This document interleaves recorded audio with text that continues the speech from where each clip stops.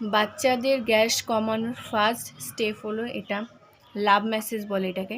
ফার্স্টে উপর থেকে নিচে নামাবো, উপর থেকে নিচে এইভাবে নামানোর পর তারপর হচ্ছে এই নিচ থেকে নিয়ে উপরে এটা এল হলো, এইভাবে টানতে হবে আস্তে করে, যাতে বাচ্চাদের চামড়ায় না লাগে এইভাবে।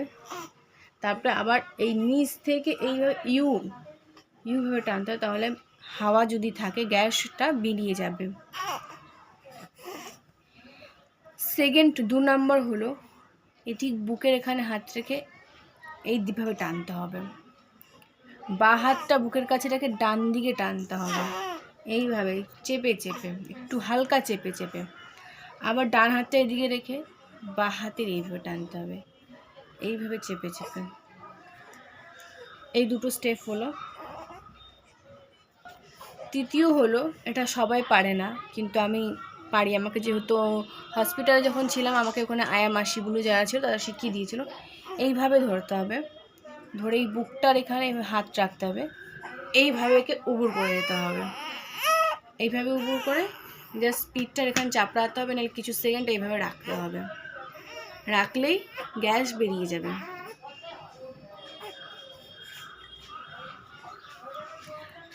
আর একটা স্টেপ আছে 4 নম্বর। দাঁড়াও মা, আমার মা হচ্ছে অসহ্য হয়ে যাচ্ছে, আরও ছোটো ছোটো বুনুদের দেখিয়ে দিচ্ছি না। সেম পদ্ধতিতে ঘাটটার ঠিক এই জায়গাটা ধরবে, গলায় নয় মুখের এখানটায়, এইভাবে নেবে, এইভাবে পিছনে ধরবে, ধরে এইভাবে বসাবে, হাত দুটোকে সামনের দিকে রেখে এইভাবে মাথাটা ঘুরিয়ে এইভাবে, ঠিক আছে। এটা ক্যাঙ্গারু পোর্শন বলে, অনেকে অনেক কিছু বলে, ব্যায়ামের মতন বলে, এইভাবে থাকবে পুরো। এই টামি মাসাজটা যদি হচ্ছে প্রত্যেক দিন একবার করে করানো যায় গ্যাস কমে যাবে আর কি। কিন্তু হ্যাঁ, যেসব বাচ্চারাও হচ্ছে মায়ের ব্রেস্ট ফিডিং কম করে বা বাইরের দুধ বেশি খায় তাদের একটু গ্যাস বেশি হয়, যেমন আমার মেয়ের এই সমস্যাটা আছে, তার জন্য রেগুলার একবার করে যদি এটা করা হয় খুব ভালো। ডাক্তার আমাকে সাজেস্ট করেছে, সবসময় ছোট থেকে বড় পর্যন্ত বলেছে যেন এইভাবেই ওকে একবার করে হলেও যেন এই টামি মাসাজটা আমি ওকে দিই। তো আমি ওকে দিই, প্রায় মাঝে মধ্যে দেওয়া হয়, সবসময় না, কারণ এখন একটু বড় হয়ে যাচ্ছে, ও থাকতে চায় না, যে এখনই দেখো থাকতে চাইছে না।